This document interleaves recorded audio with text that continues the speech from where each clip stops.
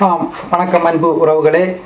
இன்றைய நாள் இனிய நாளாக வேண்டிக்கொண்டு இன்று நாடு கடந்த அரசின் தேர்தல் சம்பந்தமாகவும் அது சம்பந்தமான தகவலுடனும் அது மட்டுமின்றி இந்த நாடு கடந்த அரசு ஒரு சரியான பாதையில் முன்னெடுத்து செல்ல வேண்டும் என்று நாம் கடந்த வாரத்தில் இந்த நிகழ்ச்சியை தொடர்ந்து தொகுத்து வழங்கி கொண்டிருக்கிறோம். இந்த நேரத்தில் நேற்றைய தினம் நாடு கடந்த அரசின் முன்னாள் உறுப்பினர் திரு பாலச்சந்திரன் அவர்கள் பல விடயங்களை தொட்டு வந்தார்.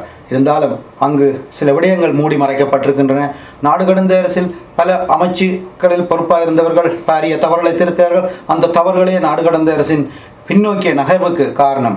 அது மட்டுமல்ல, அவர்கள் முன்னெடுத்து செல்ல வேண்டிய இதையெல்லாம் கைநழுவ விட்டுவிட்டு தங்கள் இஷ்டம் போல் ஒவ்வொரு அமைச்சுக்களும் நாடு கடந்த அரசை ஒரு அரச கட்டமைப்பு போல் அல்லாது ஏதோ ஒரு சபையோ ஒரு ஒரு ஒரு ஒரு சிறு நிறுவனமோ அல்லது ஒரு அபிவிருத்தி சபையில் சிறு குழுக்களாக செயற்படு போல் தங்கள் இஷ்டம் போல் சில செயற்பாடுகளை முன்னெடுத்தமே இந்த நாடு கடந்த அரசின் பலவீனத்துக்கு காரணம். இதனால் இன்று ஈழத்தமிழ் மக்களுடைய அங்கீகாரத்தை பெற முடியாத ஒரு சூழ்நிலையில் இருக்கிறார்கள். ஏனென்றால் நாடு கடந்த அரசின் முதற்படியே உலகம் பூரா இருக்கும் ஈழத்தமிழர்கள் அதை அங்கீகரிக்க வேண்டும். அதனைத் தொடர்ந்து ஏனைய தமிழ் மக்கள், ஏனைய நாட்டில் வாழும் தமிழ் மக்கள், ஏனைய தமிழர்கள் பல நாடுகள் வாழ்க அந்தந்த நாடுகளில் உள்ளவர்கள் எங்களை ஏற்றுக்கொள்ள வேண்டும். அதனைத் தொடர்ந்து சர்வதேசம் மற்ற நாடுகள் எங்களை ஏற்றுக்கொள்ள வேண்டும். அதை நோக்கிய நகர்வு எதுவுமே சரியாக செய்யாதபடியால் தான் இன்று இந்த தேர்தல் ஒரு ஜனநாயக முறையில் மக்களிடமிருந்து மக்கள் வாக்களை பெற்று ஒரு கட்டமைப்பாக நிறுவ முடியாமல் இருக்கிறது. அங்கு தேர்தல் ஆணையம் மிகவும் இக்கட்டான ஒரு சூழ்நிலைக்கு இருக்கிறது. இந்த வகையில் தேர்தல் ஆணையாளராக பொறுப்பில் இருப்பவர்கள் பாரிய பிரச்சனைகளை சந்தித்துக் கொண்டிருக்கிறார்கள்.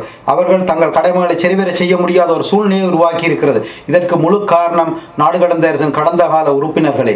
இங்கு பார்ப்போமானால் நாடு கடந்த அரசின் பிரதமரிலிருந்து அடிமட்டம் வரை பார்ப்போமானது உயர் பதவியில் இருந்தவர்கள், பொறுப்பில் இருந்தவர்கள் சரியான தங்கள் கடமைகளை சரிவர செய்யாதன் காரணமே அவர்களுக்கு முக்கிய பொறுப்புகள் இருந்தவர்கள் செயற்பட இல்லை என்றுதான் கூற வேணும். அந்த பொறுப்பில் இருந்தவர்கள் செயற்படுவதற்கு தலைமையாக இருப்பவர் மிகவும் கட்டுக்கோப்பினடும் ஒரு சரியான வழிகாட்டலுடன் இருந்திருக்க வேணும். அங்கு வழிகாட்டல் தவறப்பட்டிருக்கிறது. எனவே அந்த வகையில் ஒவ்வொரு பொறுப்பில் இருப்பவர்களையும் நாங்கள் தனித்தனியே பிரித்து பார்ப்போமானால் இன்று நாடு கடந்த அரசில் உதவி பிரதமராக பதவியேற்றவர் இந்த நிகழ்ச்சியை நாங்கள் நடத்தி கொண்டிருக்கிற இந்த வாரத்தில் தன்னும் மக்கள் மத்தியில் சென்று ஒரு ஊடக தர்மத்தை மதிக்காமல் ஒரு உதாசீனம் செய்த சொற்பிரயோகம் பாவிச்சிருக்கிறார். அதாவது நாங்கள் இப்படியா நாடு கடந்த சரியான வழியில் செல்ல வேண்டும், அது கடந்த கால தவறுகள் சுட்டிக்காட்டப்பட வேண்டும், சுய விமர்சனம் செய்யப்பட வேண்டும் என்னும் தொனியில் இந்த நிகழ்ச்சியை நடத்தி கொண்டிருக்கிற இந்த வேளையில் உதவி பிரதமராக இருந்த ருத்ராபதி சேகர் அவர்கள் தற்பொழுது மக்கள் மத்தியில் 2 நாட்கள் 3 நாட்கள் இவர்கள் இதை நடத்துவார்கள். யாருமே இவர்களுக்கு தொலைபேசி எடுக்காவிட்டால் அவர்கள் அப்படியே மூடிக்கொண்டு போய்விடுவார்கள் என்ற தொனியில் கதைத்திருக்கார். தயவு செய்து இவர்கள் வருடத்தில் 2 தடவை முள்ளிவாய்க்கால், நிலவேந்தல் வாரம், மாவீரர் இந்த 2 தினமும் மேடையில் ஏறி மக்களுக்கு முழங்கிய முழக்கங்களை ஒருமுறை திரும்பி பாருங்கள். நீங்கள் 2 நாட்கள் பேசிய அந்த பேச்சில் என்ன அடங்கி இருக்கின்றன, எதை செயல் வடிவில் கொடுத்திருக்கிறீர்கள் என்று தயவு செய்து நேரம் கிடைக்கும் போது நீங்களே உங்கள் வாயால் கூறியதை சற்று திரும்பி பாருங்கள். நாங்கள் ஊடகமாக செயற்படும் பொழுது எங்களுக்கு உரிய கடமையை சரிவர செய்வோம். நாங்கள் மனம் திறந்து பேசுகிறோம். உங்களே இப்ப பகிரங்கமாக அழைக்கிறேன். ருத்ராபதி சேகர் அவர்களை இங்கு பகிரங்க அழைப்பு விடுகிறேன். இவருக்கு நெஞ்சில் தைரியமும் நேர்மத்திறனும் இருந்தால் ஒரு விவாதத்துக்கு வரட்டும், மக்களை அழைப்போம். மக்கள் மத்தியிலிருந்து இவர் முகம் கொடுக்கட்டும். இவர் மக்கள் மத்தியிலோ ஒரு ஊடகத்துக்கோ முகம் கொடுக்க முடியாத ஒரு முதுகலம் பெற்றவராகத்தான் இப்படியான கதைகளை கதைக்கிறார். எனவே இது ஊடகத்திற்கு இவர் ஒரு அவமானத்தை ஏற்படுத்துகிறார். எனவே இவர் மக்கள் மத்தியில் ஒரு சரியான நேர்மை உள்ளவராக இருந்தால் வெளியில் வரட்டும், பகிரங்க விவாதத்துக்கு நாங்கள் பேசுவோம். எனவே ஒளித்திருந்து கொண்டு மூல முடுக்குகளில் ஒரு சிலருடன் தனக்கு வீரம் காட்டுவது அல்ல திறமை. விடிந்தால் பகிரங்க விவாதத்துக்கு வாருங்கள், நாங்கள் பேசுவோம். எனவே உங்கள் பொறுப்புடன் நடந்து கொள்ள வேண்டிய நீங்களே இப்படியான ஒரு கேவலமான ஒரு ஒரு ஒரு ஒரு ஒரு காவாலித்தனமான செயலில் ஈடுபடுவதை நாங்கள் கண்டிக்கின்றோம். எனவே தயவு செய்து மக்கள் மத்தியில் மக்கள் பிரதிகள் என்று பீத்தி கொண்டு தெரியும் வெறும் வெத்துவேட்டுகளாக தெரியும் நீங்கள் தயவு செய்து ஊடகங்களை நோகடித்து பேசுவதை நிறுத்துங்கள். நீங்கள் மக்களுக்கு சேவை செய்ய முன் வந்து நீங்கள் அதை சரியாக செய்யணும். மக்கள் ஏமாற்றி மக்கள் மத்தியில் ஒரு குழுவாதங்களை தோற்றுவித்து மக்கள் மத்தியில் இருக்க நிதிகளை மோசடி செய்யும் ஒரு கும்பலாக நீங்கள் இருக்கக்கூடாது என்பதுதான் எங்களுடைய நோக்கம். நீங்கள் இதுவரை காலம் மக்களை ஏமாற்றியது போதும். எனவே மக்கள் மத்தியிலிருந்து நல்ல உள்ளங்கள் நேர்மையாக மக்களுக்கு செயலாற்றுபவர்கள் முன்வர வேண்டும். இதை சரியான முறையில் அந்த மக்களுக்கு ஒரு பணியை செய்ய வேண்டும். தயவு செய்து கடந்த காலங்களில் உங்களை போன்ற சில வங்குரோட்டு அரசியல்வாதி, நீங்கள் அரசியல்வாதிகள் சொல்ல முடியாது, அந்த அரசியல் செய்பவர் தூய்மையானவர்கள். நீங்கள் புலம்பெயர் தேசத்தில் நீண்ட காலமாக வாழ்ந்திருக்கிறீர்கள். இங்கு அரசியல் செய்பவர்களை பார்ப்பீர்களானால் அவர்கள் சிறந்த முறையில் திட்டமிட்ட முறையில் தான் ஒரு கட்சியாக இருந்தன, ஒரு அரசாக இருந்தன, அல்ல எதுவாக இருந்தாலும் இங்கே ஒரு ஆர்கனைசேஷனாக இருந்தாலும் ஒரு சரியான முறையில் திட்டமிடப்பட்டு ஒரு வரையறைக்குள்ளும் ஒரு நீண்ட தொலைநோக்கு சிந்தனையுடன் தான் நடந்து கொள்கிறார்கள். எனவே நீங்கள் பொறுப்புணர்ச்சியற்ற விதத்தில் செயற்படுவது முதலில் கண்டிக்கத்தக்கது. அடுத்து நேற்றைய தினம் நாங்கள் பல விடயங்களை தொட்டு வந்தோம். அதாவது தமிழீழ சிந்தனை மையம் என்ற முகநூல் பக்கத்தில் நாடு கடந்த தமிழ் அரசாங்கத்தை புலம்பெயர்ந்த தமிழ் மக்கள் நிராகரிக்கும் நிலையிலேயே இருக்கிறார்கள் என்ற தொனியை நேற்று முன்வைத்தது. அது ஒரு ஊடகவியலாளர் ஆய்விலிருந்து வந்தது. எனவே இவரை போன்று பலர் இன்று பகல் எனக்கு கிடைத்த செய்திகளின்படி நாடு கடந்த அரசை பற்றி பல கற்பனைகள் இருந்தோம், ஆனால் அதற்குள் இப்படியான குத்துவட்டுகளா என்கிற ஒரு செய்தியை கேட்டு அதிர்ந்தோம் என மக்கள் கூறியிருக்கிறார். எனவே தயவு செய்து மக்களை ஏமாற்றாதீர்கள். மக்களுடன் வெளிப்படையாக நடந்து கொள்ளும் ஒரு வெளிப்படைத்தன்மை கொண்ட ஒரு கட்டமைப்பாக நாடு கடந்த அரசு இருக்க வேண்டும் என கேட்டுக்கொண்டு இன்றைய நிகழ்வில் யாராவது இணைந்திருந்தால் தயவு செய்து முன்வாருங்கள்.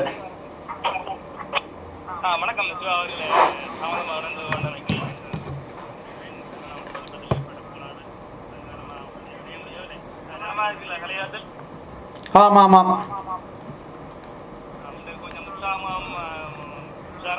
தெரிகிறது. காரணம் நாட்களாக இந்த விவாதமானது மிக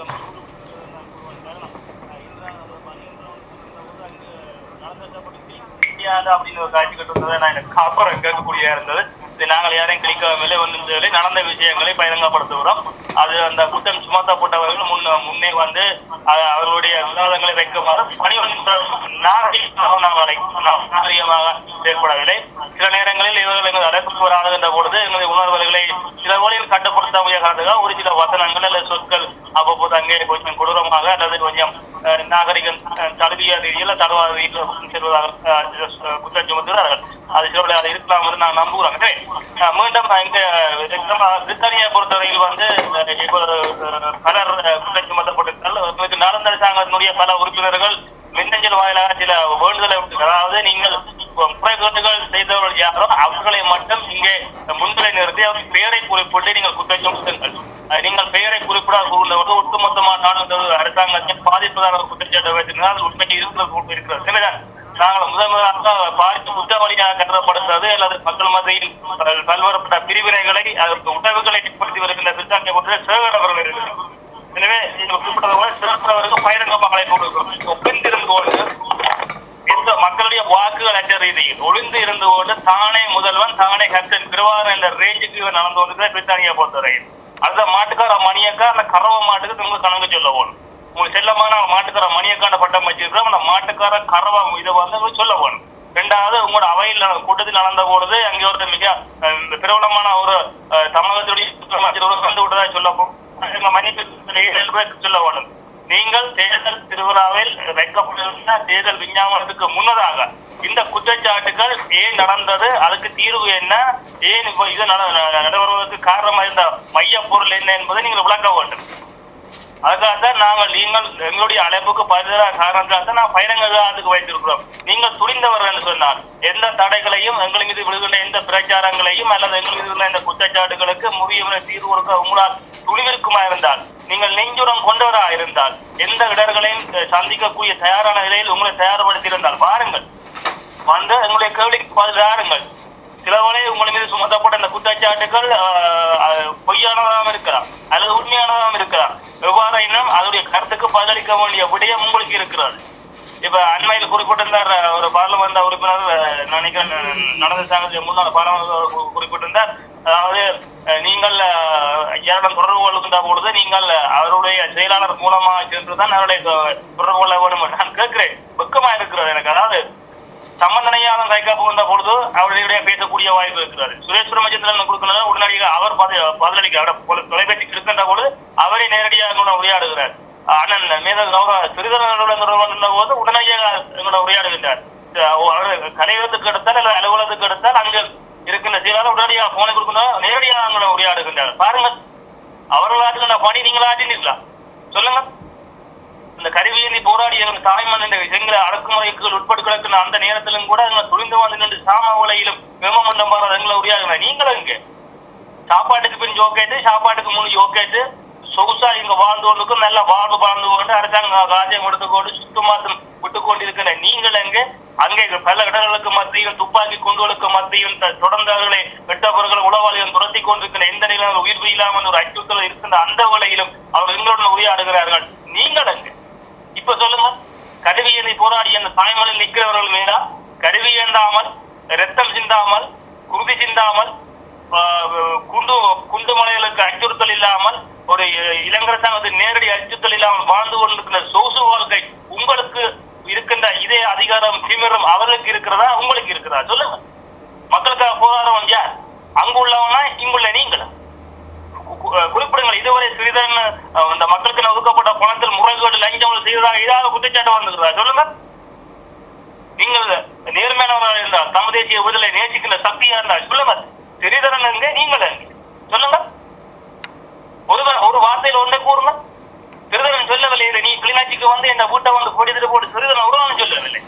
பார்லமெண்ட் உறுப்பினராக இருக்கிறான். அவன் குடும்பத்தில் இந்த பார்லமெண்ட் சொல்லுகின்ற பொழுது சிங்கள புலனாய்வாளர் இட்டப்படுறான். அவன் சுட்டுக் கொள்வதற்கு அங்கு முயற்சி செய்யப்பட்டது. ஆனால் அந்த குடும்பத்தை தப்பினான், வந்தான், 4ஆம் மாடிக்கு அழைத்து செல்லப்பட்டான், முதலுக்கு உட்படுத்தப்பட்டான், மிரட்டலுக்கு உட்படுத்தான், குடும்பங்கள் பழிவாங்கப்பட்டன. இருந்தும் அந்த அச்சுறுத்தலுக்கு இருந்தும் அவன் போராடுகின்றான். அவன் ஒரு போராளி, அவன் தேசியத்தை நேசிக்கின்ற ஒரு தலைமகன். இந்த கடந்த முறை